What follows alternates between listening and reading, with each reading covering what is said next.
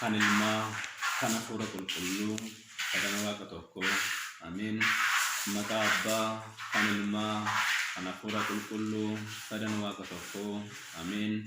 Maqaa abbaa kan ilmaa kan hafuura qulqulluu sadan waaqa tokko amiin. Nageenyi waaqayyoo isiniif haa baay'atu. Maatiiwwan waaqayyoo biyya alaa biyya keessa kan jirtan hundumti keessan addunyaa mararra kan jirtan bakka adda addaa kan jirtan hundumti keessan maqaa waaqayyootiin nagaan isin gaafadha. Akkam jirtu? Akkamiin turtanii? Akkamiin sa'aatii kana eegdanii? Ni galateeffamuun amala isaa galanni horii isaa kan ta'e maqaan waaqa keenyaa gooftaa keenya horicha keenya Yesuus Kiristoos kan ulfaate kan kabajame kan ol jedhanuuf haa ta'u. Akkasuma ergamoota waaqayyoo warra sa'aatii 24 guutuu nu eeguudhaaf asiif achi deddeebi'an kan tattaafatanii maqaan isaanii kan ol jedhe kan ulfaate kan kabajame nuuf haa ta'u. Akkasuma qulqulloonni hundumtuu aangoof kennaa waaqni isaan badhaaseen maqaan isaanii kan ol jedhanuuf haa ta'u. Ameen. Egaa maatii waaqayyoo sa'aatii kanatti jecha sagalee waaqayyoo waliin ilaalla. Egaa maatii waaqayyoo dhaggeeffachuu eegaltanii akka irraan baane maqaa waaqayyootiin sin gaafachaa. Sagalee waaqayyoo kun eenyuuf dubbatame? Maaliif dubbatame? Akkamitti dubbatame laata jenneetiin waliin ilaalla jechuudha. Egaa maatii waaqayyoo asirratti sagalee waaqayyoo guyyaa har'aa ilaallu karaa miidiyaa dirree tajaajiltoota miidiyaati jechuudha. Asirratti sagalee waaqayyoo guyyaa har'aatti kan waliin barannu mata duree godhannee kan ilaallu ergaa abbaa keenya qulqullichi Phaawulos erge gara Xiimotewositti boqonnaa 1:12 jechi kunis akkana jedha. Ittillee yaa'u kanan amane nan beekaa jedha. Itti maalan godhu ittillee yaa'u kanan amane nan beekaa jechuudhaan dubbata. Egaa maatii waaqayyoo jecha sagalee kana kan dubbate eenyu laata? Maaliif dubbatame laata? Akkamittiin dubbatame laata jennee waliin ilaalla. Waaqayyoon dhuma keenya nu haa gargaaru. Egaa asirratti kan dubbatameef eenyuuf laata yoo jenne abbaa keenya qulqullicha Phaawulos irra bulee kan dubbate waaqayyoodha. Eenyudha? Waaqayyoodha jechuudha. Waaqayyo abbaan keenya immoo Xiimotewositti akka inni itti dubbatu yookaan ergaa kana akka dabarsu Phaawulos irra bulee itti dubbate jechuudha. Maal jedhee dubbata? Ittillee yaa'u kanan amane nan beekaa jedha.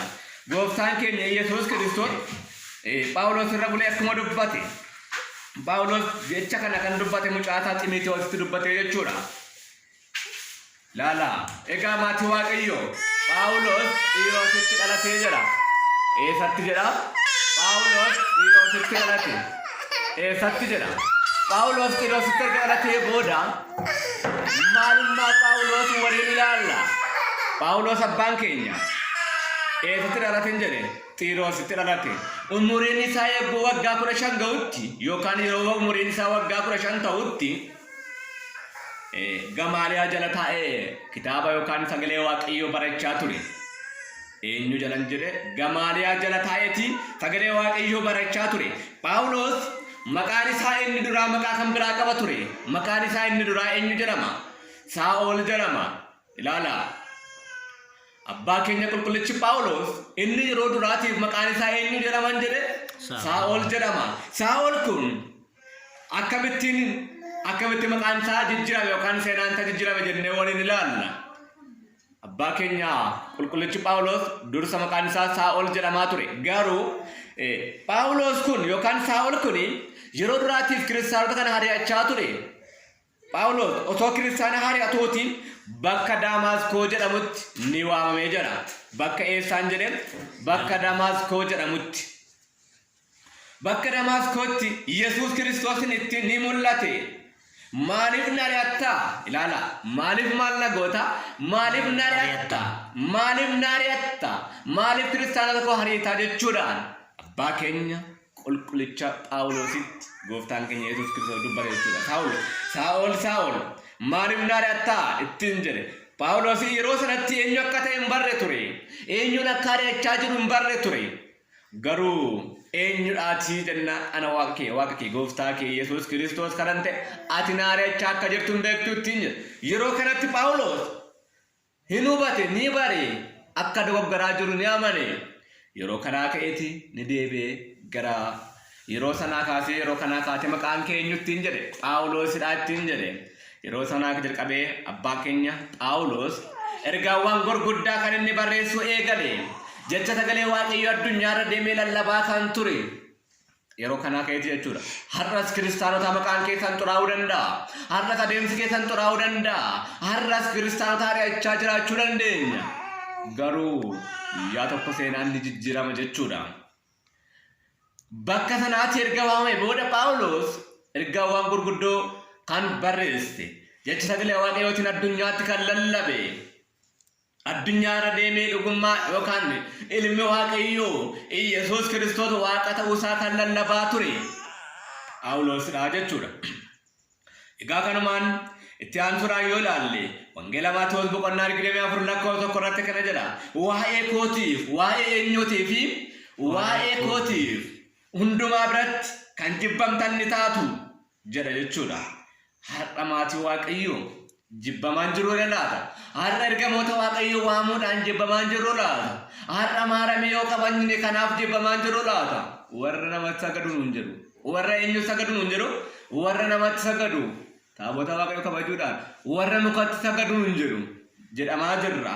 Kiristoos Yesuusin yookaan Yesuus Kiristoosin waaqa ta'uusaa yoo amanne inni ergamaa rabbiiti yookaan ergamaa waaqaati jedhaniiti haasa'u jechuudhaan nuti kanaaf maaliif waa'ee eenyuutu kana tamaarra laata?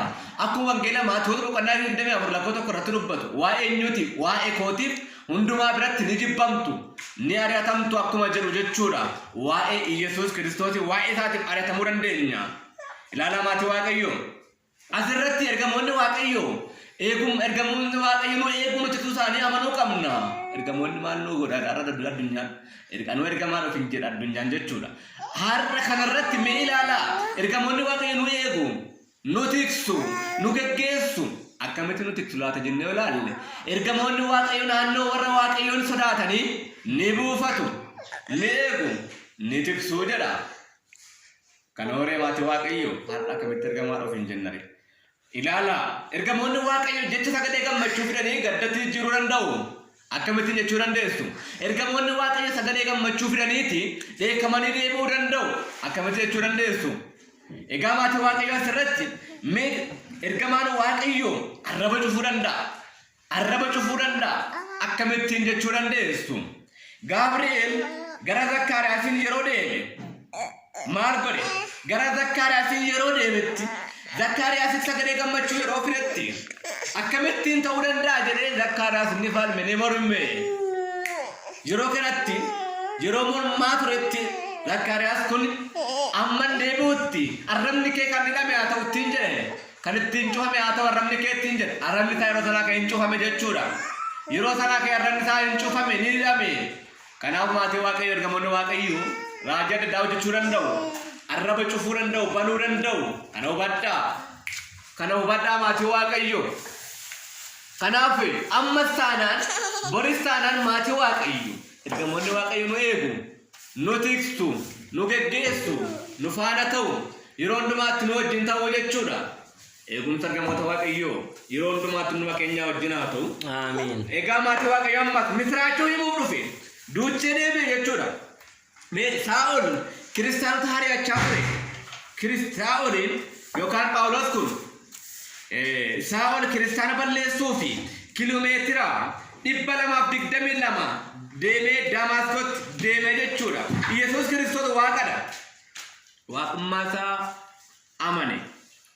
Waaqummaa isaa hubate, hubachiise, barsiise, gorse. Nuti yeroo kanatti waa'ee waaqummaa isaa hubachuu yookaan beeksisuu labsuu qabna. Beeksisuu qabna jechuudha. Egaa maatii waaqayyoo Yesuus Kiristoos waaqadha. Jalqaba maal ture? Egzaabeer jedhama. Akkasumas waadaaf yookaan Yesuus waadaaf yookaan Yesuus qoricha jechuudha. Yesuus maal jechuudha? Qoricha jechuudha. Kanaaf Yesuus Kiristoos waaqadha. Qorichadha. Fayyisaadha. Yesuus Kiristoos abbaan keenya. Qoricha keenya. Uumaa keenya jennee yoo kadhanne maaltu nu leeyyaasine leeyyaa'uu qabnu. Hubachuu qabna. Beekuu qabna.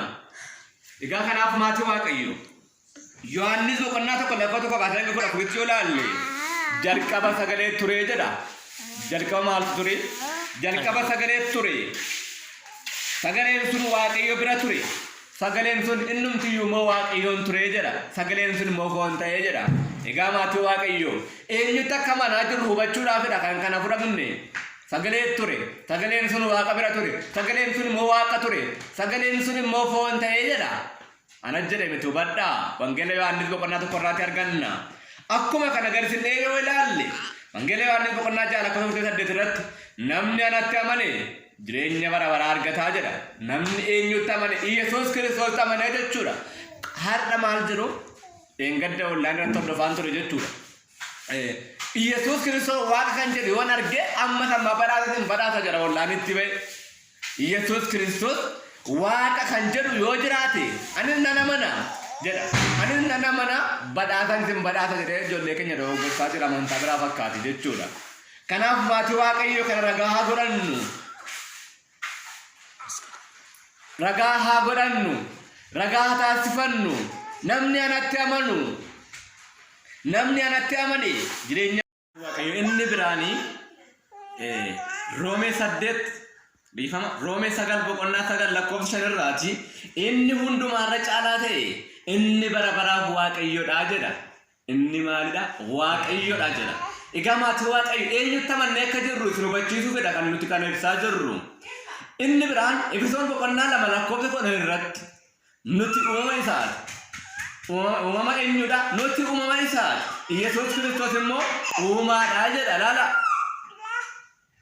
nuti uumama isaadha Yesuus Kiristoos immoo uumaadha jechuudhaan kan inni dubbate kana isa keenya laata kanaaf hubachuu qabna eenyu ni laata Efesoon 2 lakkoofsa 10 irratti baadhinaan gadi fageenyaan ilaala sirriitti dubbisaa sirriitti mee ilaalaa hubadhaa achirraati sagalee waaqayyo namni yoo dubbisere yoo bira ga'e malee sagaleen waaqayyo iccitee ulfaataa qaba kanaaf iyyuu kana hubachuun beekuun barbaachisaadha inni biraan Qolaasiyaa 1 lakkoofsa 15-20 jechi sagalee waaqayyo argannoo kana jedha gaggabaabinaan jechuudha wantoonni mul'atanis kan hin mul'annes eenyuun jedha Yesuus Kiristoosin uumamanii jedha ilaalaa kanaaf hubadhaa sirriitti dhaloota nanna mee haa hubannu hundumti keenya Yesuus Kiristoos irraati uumamuu keenya shakkuun qabnu jechuudha Yesuus Kiristoos uumaa keenya kanaaf nuti maal jenna abbaa keenya uumaa keenya qoricha keenya jennee kadhachuu qabna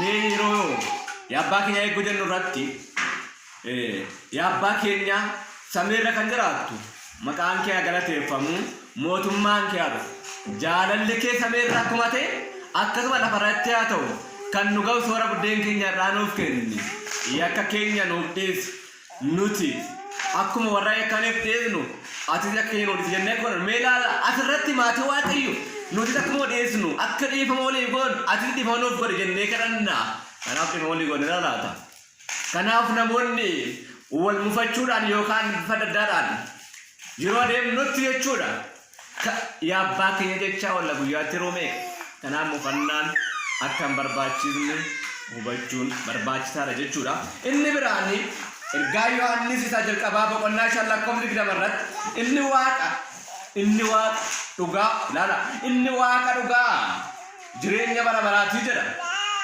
eenyu ni laata waaqa keenya gooftaa keenya Yesuus Kiristoos hubadhaa kanaaf nuti ergamoota waaqayyoodhaan waaqa jenne miti haadha waaqayyoodhaan waaqa jenne miti qulqullootaan waaqa jenne miti waaqni keenya gooftaan keenya Yesuus Kiristoos abbaa ilma hafuura qulqulluu tokkummaa fi tokkummaa isaaniidha jechuudha qaamaan sadii hojiidhaan aangoodhaan bulchuudhaan bituudhaan dabarsuudhaan tokko akkuma kana maqaadhaan sadii abbaa ilma hafuura qulqulluu haa jedhaman malee hojiin isaanii addunyaa kana hunda ija tokkoon adeemsa tokkoon aangoo tokkoon kan bulchan isadha jechuudha malee ergamootaan waaqa jenne miti hubadhaa egaa inni biraan mul'ata Yohaannis boqonnaa 21 lakkoofsa 5-7 kana jedha ani waaqayyo siif nan ta'a ani eenyu siif nan ta'a ani waaqayyo siif nan ta'a ati immoo maal ta'e jedha ati immoo mucaa koo naaf ta'i jedha kanaaf maatii waaqayyo waaqa keenya uumaa keenyaaf yoo waaqa keenya jennee yoo amanne yoo dhugumaan isatti amannee jiraanne inni waaqa keenya dhuguma dhugaadha nuti immoo maal taanaan mucaasaa taanaa jechuudha. Akkuma inni amma dubbate gamaati Waaqayyo ani Waaqayyo siif nan ta'a jedha. Dhaloonni irraa garuu Waaqayyo isa Waaqa dhugaa jiraata abbaa bara baraa dhiisee bifa adda addaadhaan adeemsa adda addaadhaan Waaqa tokko waaqessa. Waaqa harkee waaqessaa jechuudha. Isa kana weessa keessanii dhaloota nana. Kanaafiyyuu maal gochuu qabna? Jechi sagalee Waaqayyo kana gadi fageenyaan mi'a dubbisnu mul'ata Yohaannis boqonnaa 21 lakkoofsa 5 kaasee hanga 7 yoo dubbisne bal'inaan arganna jechuudha sirra. Kanaaf inni biraan yoo ilaalle mul'ata Yohaannis irratti boqonnaa 13 lakkoofsa 13 irraa yoo ilaalle maal jedha? Abidda sadii samii irraati hanga boosootti ni dhufaa jedha. Kanaafiyyuu maalidha? Mee hubadhaa haala yeroo ammaa wajjin yeroo ilaallu addunyaa har'aa wajjin yeroo ilaallu bara dhumaa ta'uu isaa hubanna jechuudha. Mootummaa irratti hin ka'a. Bara xumuraa waan ta'eef ilaala bifa adda addaadhaan wanni baay'een ta'uu danda'a. Eenyuyyuu abidda samiirraa hanga buusuutti ka'uu danda'a. Garuu hin amaninaa jedha. Nuti jedhe miti ilaala hubadhaa mul'ata Yohaannis boqonnaa 13 irraa dubbifadhaa. Kanaaf wanni argaa jirru kun hundumtuu haaraa isinitti hin fakkaatin maatii Waaqayyo. Asinis yoo dhufe asin bahan yoo dhufe dhiyaan yoo dhufe kaabaan yoo dhufe kibbaan yoo dhufe wanni hundumtuu haaraa isinitti hin fakkaatin. Maaliif? Wanni hundumtiyyuu wanna wacaafni sagalee jechi sagalee Waaqayyo dubbate wanni inni raawwataa jirudha jechuudha. Eenyuyyuu jedhanni biraan Ibroota irratti jechuudha. Ibroota boqonnaa 9 irratti eenyuyyuu Yesuus as jira. Yesuus achi jira. Bakka kana jira jedhee hin barsiisin jira. Asii har'a maal jedha addunyaa? Yesuus kunoodha akkasidha. Kunoo Yesuus hin fudhadhu yeroo jedhamu jira ni baay'ata jechuudha. Maaliif? Eenyuyyuu akka jedhee hin barsiisne jedha kun immoo maal jedha reela dhaloonni. Kanaaf as jira achi jira osoo hin taane mootummaa Waaqayyoodhaaf sagalee Waaqayyootti erga dhugummaa isaa amanne Waaqayyootti yoo dhugummaa isaa erga amanne booda ogummaa isaa yookaan aangoo isaa humna isaa Waaqayyo uumaadha jennee erga amanne booda Waaqa keenya uumaa keenya qoricha keenyatti erga amanne booda mucummaa Sillaasee nuti erga fudhanne booda mucummaan lama akka hin jiraanne beeka. Mucummaan Sillaasee lama akka hin jiraanne beeka. Mucummaan Sillaasee lama akka hin jiraanne hubadhaa beeka. Gaafa 80 akka hin kennamu sanadha jechuudha. Har'a garuu dhaloonni kana wallaaleetti dhaloota wal dorgorsaa jira jechuudha. Waaqayyo nu haa oolchu. Inni biraan mul'ata Yohaannis boqonnaa 4 lakkoofsa 8 kana jedha. Jalqaba kan jiraachaa ture ammas kan jiraatu anadha jedha. Laala hubadhaa Waaqayyo keenya gooftaa keenya Yesuus Kiristoosidha jechuudha.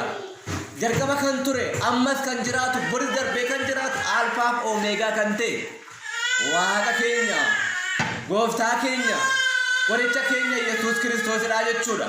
Abbaa keenya jechuudha. Fayyisaa biyya lafaa kan ta'e isaan ala kan biraan akka hin jiraanne ni beekna ni amanna. Kanaaf hubachuu qabna jechuudha maatii Waaqayyo. Inni biraan mul'ata Yohaannis boqonnaa 22 lakkoofsa 2 irratti handafee nan dhufa. Handafee maalan godha? Handafee nan dhufaa jedha. Ani dafee nan dhufa. Alfaa fi Omeegaa bara baraaf kan jiraatudha. Anadha jedha. Laala kan murteessu anadha jedha. Eenyu Yesuus Kiristoos jechuudha. Kan murteessu murtoo kan kennu Waaqa keenyadha jechuudha. Waaqni biraan akka hin jiraanne hubachuun beekuun barbaachisaadha. Egaa maatii Waaqayyo asirratti inni biraan lammaffaa Qorontos boqonnaa 5 lakkoofsa 20 irratti Kiristoos mataa isaatii wajjin erga nu araarsee nutis immoo Waaqayyo wajjin araaramne jennaa jedha. Ilaala Waaqayyo dhaloonni maal jedha irratti Waaqayyo Yesuus Kiristoos akka ergamaatti yookaan akka araarsaatti fudhata. Araarsaa osoo hin taane inni erga ofii isaatii wajjin araarsee erga dhufee fira isaatiin abbaa irraa gadi bu'ee booda nuti fayyineerraa jedha. Kun kana hubadhaa kana gadi fageenyaan dubbifadhaa. Inni biraan Yohaannis 16 irratti ani kana booda waan ani isin kadhadhu isinittan hima. Waan ani isin kadhadhu isinitti hin fakkaatin isintu na kadhata malee jedha. Laala hubadhaa mee maatii Waaqayyo. Kanaaf waan ani isin kadhadhu waan ani isiniif kadhadhu isinitti hin fakkaatin kana booda isintu na kadhataa jedha. Laala asirratti dhaloonni immoo maal jedha beektu? Laala Yesuus Kiristoos nu araarsaa hin kadhataa jedha. Kun immoo akkuma amma dubbisne kana Kiristoos mataa isaatii wajjin erga nu araarsee nutis immoo waaqayyo wajjin araaramneerraa jedha. Maal Yesuus Kiristoos waaqadha ka. Waaqummaa isaa dubbachuu labsuutti illee yaanu hin qaanumnu jechuudha maatii waaqayyo. Inni biraanii mul'ate maannu wangeela Yohaannis boqonnaa 14 irraa yoo ilaalle ani abbaa keessa akka hin jiru abbaanis na keessa akka jiru hin beektanii jedha. Hin beektanii dhaloota nana. Dhaloonni akkas hin beektanii hubachuu qabna. Abbaan ilmi tokko akka ta'e wal keessa akka jiran hubachuu qabna. Abbaan xiqqatee ilmi caalu, ilmi xiqqatee abbaan caalu, hafuurri qulqulluun xiqqatee ilmi caalu kana hin jiru jechuudha. Isaan biratti tokkodha aangoodhaan, hojiidhaan, ogummaadhaan, bulchuudhaan, geggeessuudhaan tokkodha jechuudha. Kanaaf maatii waaqayyo kana gadi fageenyaan ni dubbistu haa dubbinu jechuudha. Kanaaf sagalee waaqayyo kana asumarratti nan gabaabsaa. Seenaa gabaabaa tokko isinitti beekaa xumura jechuudha. Kutaa itti aanutti immoo waa'ee haadha keenya dubroo Maariyaamii waa'ee ergamootaa maalmaa kana kutaa lammaffaatti walitti deebina. Kanaaf maatii waaqayyo hundumti keenya iyyuu mee haa dhaggeeffannuudha. Kanaaf mee ergaan kun maal jedhateetu? Gaaffiin isin gaafadha. Namni ogummaa yookaan waa'ee waaqa keenya gooftaa keenya Yesuus Kiristoosiin qoratee beekuu danda'u jira? Hin jiru. Ilaala. Bishaan immoo waraabamee dhumuu danda'a laata? Bishaan galaana guddaa bishaan yaa'u. Waraabamee danda'a, dhumuu danda'a, hin danda'u. Kana ilaallee seenaa tokko isinitti gabaabsa jechuudha. Namicha tokkotu waa'ee waaqayyo waa'ee gooftaa keenya Yesuus Kiristoos akkumatti iccitii isaa beekuu dadhabe jedheetii yeroo hunda hin qorata. Ani qoradhee bira ga'uun qaba ogummaa waaqayyo kana jedhee ilaala. Yaada humnaa olii yaada jechuudha. Yeroo kanatti namichi kuni bishaan kanaan namicha bishaan waraaboo kan argamaa kanaan ati yaa namicha nana gowwaadhaa ittiin jedhe akkamittiin bishaan kana waraabdee fixuuf yaadda? Akkamittiin bishaan galaanni guddaan kun waraabamee dhumuu danda'a? Akkamittiin maan waraabee bira ga'a jechuu dandeesse ati ittiin jedheeti namicha kana yookaan ergamaa kanaan gaafate jechuudha. Yeroo kanatti waaqayyo gooftaan keenya Yesuus Kiristoos yookaan ergamaa kana ergeetum jechuudha. Ergamaan suni waa'ee iccitii gooftaa keenya waa'ee Yesuus Kiristoosiin kan ibsatu ati yaa namicha nana gowwaadhaa ati ittiin jedhe. Ati akkamittiin waa'ee waaqayyo ogummaa waaqayyo humna waaqayyo aboo waaqayyo qoradhee bira ga'a jettee yaadaa jirtaati. Atumti mataan kee gowwaadhaa ittiin jedhe. Ilaalaa mee maatii waaqayyo yeroo kanatti bishaanis waraabamee dhumuu hin danda'u. Bishaan guddaan jechuudha. Iccitiin yookaan waa'ee waaqayyo ogummaan isaaf qoratamee bira ga'uu hin danda'u jechuudhaan walii deebisanii yeroo kanatti ergamaan sun biraa sokke jechuudha. Kana ibsee fi deebi'ee galanni waaqayyoodhaaf haa ta'u. Egaa maatii waaqayyo kutaa lammaffaarratti bifa addaatiin walitti deebina.